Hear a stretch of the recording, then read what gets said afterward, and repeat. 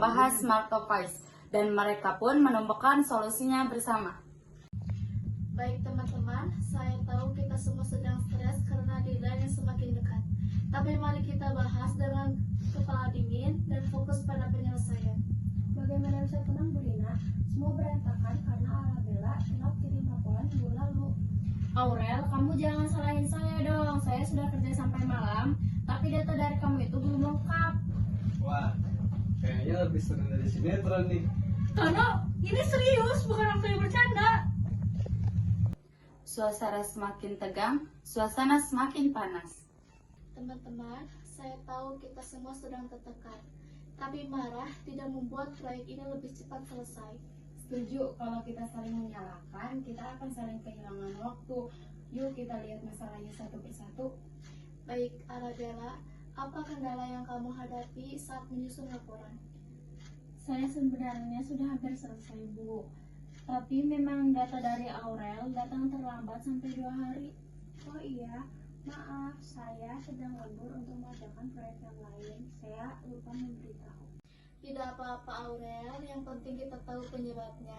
Kita bisa membuat sistem komunikasi yang lebih cepat supaya tidak terulang. Bu, saya usul untuk menggunakan grup chat khusus buat proyek ini supaya info berlangsung tersampaikan tanpa menunggu rapat. Nah, itu ide bagus. Saya bisa membantu dengan membuat format laporan yang bisa diisi dengan secara online. Kalau begitu, saya bagian dokumentasi ya. Tapi jangan suruh lembur tiap malam dong. Boleh Tono, tapi kali ini pastikan semua dikerjakan dengan disiplin ya. Bu, boleh saya bantu? Saya bisa mengatur pengumpulan data agar bisa lebih rapi. Tentu saja Maya, terima kasih sudah berani berbicara. Inisiatifmu bagus sekali. Lihat, ternyata ide-ide bagus datang ketika kita semua tenang. Benar, ketenangan membantu kita berpikir jernih dan menemukan solusi. Rapat berjalan lancar dan semua anggotanya merencanakan sesuatu yang baru lagi. Saya perhatikan tadi suasananya sempat panas, tapi ketika Berina tetap tenang, semua ikut meredam emosi. Inilah contoh nyata bagaimana pemimpin yang tenang bisa mempengaruhi tim. Terima kasih Pak Vio. Saya hanya berusaha agar kita semua tetap fokus pada tujuan.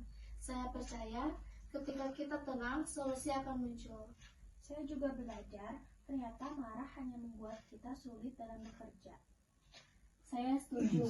Maaf kalau tadi saya ikut terbawa emosi. Tidak apa-apa Rabella, yang penting sekarang kita tahu caranya bekerja sama lebih baik. Kalau begitu, mulai besok saya akan buat jadwal mingguan dan checklist agar kita bisa menentukan progres.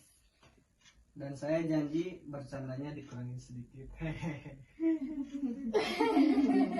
Baik, dari role play ini kita bisa menyimpulkan bahwa ketenangan seorang pemimpin bukan tanpa kelemahan, melainkan kekuatan besar yang bisa menenangkan seluruh tim. Benar, pemimpin yang mampu mengendalikan emosi dapat menciptakan lingkungan kerja yang positif dan akhirnya tim yang kuat. Kalau hati tenang, pikiran pun jernih, solusi pun datang. Pemimpin tenang,